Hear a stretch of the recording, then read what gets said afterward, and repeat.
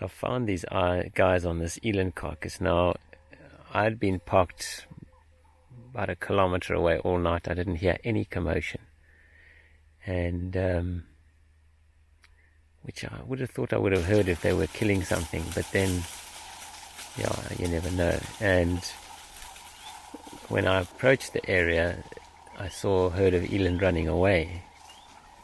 So I can only presume it was a recent kill. And then, seeing how, this is a fresh carcass, and the intestines lying over there, well, not the intestines, the stomach contents lying over there, that's all very fresh. So it must have been killed last night. When, I don't know, and presumably by the hyenas. And then I've got to be really careful with these guys around the carcass.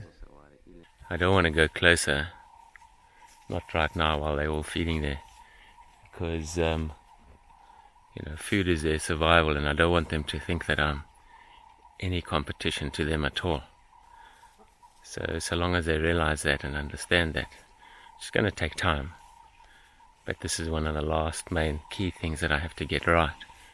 That they have to realize that I'm not competition in any way. And when there's food around, I'm not involved in it. I don't want it. It's not my mango. So it's important that I keep my distance for now.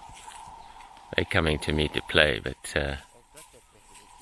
those guys feeding there, I'm not going to interrupt them. I did see lion tracks just down the road, but if there had been any commotion with a lion, I would have definitely heard that. So I don't think the lion tracks actually came to the carcass, or from the carcass. I'm pretty sure the hyenas killed this last night, because they can.